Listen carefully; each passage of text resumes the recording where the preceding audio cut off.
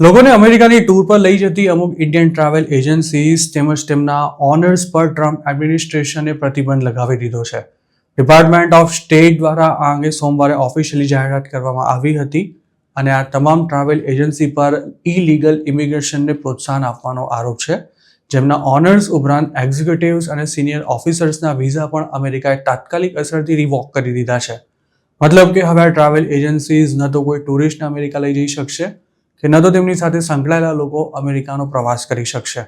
સૂત્રોનું માને તો ઇન્ડિયામાં ઓપરેટ કરતી ઘણી ટ્રાવેલ એજન્સીઝ અમેરિકાની ટૂર દરમિયાન પોતાના અમુક પેસેન્જર્સને યુએસમાં છોડી આવતી હોય છે, જેના માટે તેમણે પહેલેથી જ બધી ગોઠવણ કરી રાખી હોય છે. આવી ટૂરમાં જતા લોકોને વિઝા ઇસ્યુ કરવાની કોઈ અલગ સિસ્ટમ નથી હોતી, પરંતુ ટૂર ઓપરેટર્સ અલગ અલગ ટ્રિક્સ લગાવીને તેની પણ ગોઠવણ કરી લેતા હોય છે. જે લોકોને અમેરિકા પહોંચીને પાછા આવવાનું જ નથી હોતું તેઓ ટ્રાવેલ એજન્સીઝનો સંપર્ક કરી પોતાનું કામ કઢાવી લેતા હતા, જેમાં અમેરિકા લઈ જનારા પણ પોતાનો મોટો ફાયદો કરી લેતા હતા. જોકે ટુરિસ્ટને યુએસ લઈને આવનારી કઈ એજન્સીના કેટલા પેસેન્જર યુએસમાં એન્ટર થયા અને કેટલા એક્ઝિટ થયા તેનો તમામ ડેટા અમેરિકા પાસે રહેતો હોય છે. તેવામાં જે ટ્રાવેલ એજન્સીના પેસેન્જર્સ અમેરિકામાં જ અદ્રશ્ય થઈ જતા હતા તેમના પર હવે ટ્રમ્પ સરકારે તવાઈ બોલાવવાનું શરૂ કર્યું છે.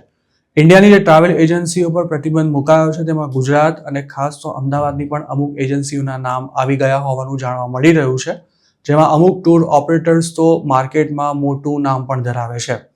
અમદાવાદથી ગયેલી એક ટૂરની તાજેતરમાં જ લોસ એન્જલસમાં તપાસ કરવામાં આવી હતી અને આ ગ્રુપમાં 25 લોકો હતા, જેમાંથી 10 લોકો ગુમ થયા હોવાનું બહાર આવતા જે મેનેજર આ ટૂર લઈને ગયો હતો તેના વિઝા તે વખતે જ રિવોક કરી દેવાયા હતા. એક સૂત્રએ આ અંગે પોતાની ઓળખ જાહેર ન કરવાની શરતે જણાવ્યું હતું કે આ ટ્રીપ ન્યુયોર્કથી શરૂ થઈ હતી અને લોસ એન્જલસથી પાછા આવતી વખતે જ તેમને પકડી લેવામાં આવ્યા હતા. ટ્રમ્પે ઇલીગલ બોર્ડર ક્રોસ કરીને આવનારા લોકો પર જોરદાર તવાઈ બોલાવતા હવે વિઝિટર વિઝા લઈને યુએસ પહોંચ્યા બાદ ત્યાં જ રહી જવાનું પ્રમાણ વધી રહ્યું છે અને તેના માટે માર્કેટમાં નવા ખેલાડીઓ પણ આવી ગયા છે.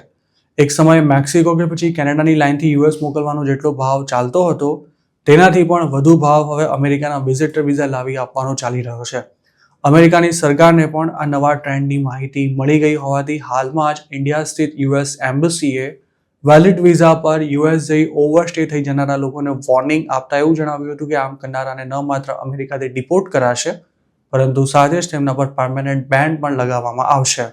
એમ્બસી દ્વારા આ વોર્નિંગ ઇસ્યુ થઈ તેના ગણતરીના કલાકોમાં જ અમેરિકાએ ઇન્ડિયાની અનેક ટ્રાવેલ એજન્સીઝ પર પ્રતિબંધ મૂકી દેવાની જાહેરાત કરી હતી, કારણ કે હવે ટૂરના નામે યુએસ ગયા બાદ ગુમ થનારા લોકોની સંખ્યા વધી રહી છે.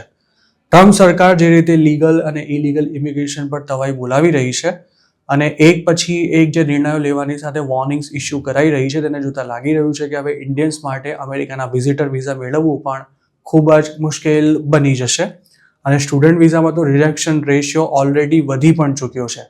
ટ્રમ્પનો ખૌફ હાલમાં એ હદે જોવા મળી રહ્યો છે કે ઇન્ડિયાથી અમેરિકા જતી ફ્લાઇટ્સમાં પેસેન્જર્સની સંખ્યા ઘટતા ટિકિટોના ભાવ પણ ઓછા થઈ ગયા છે.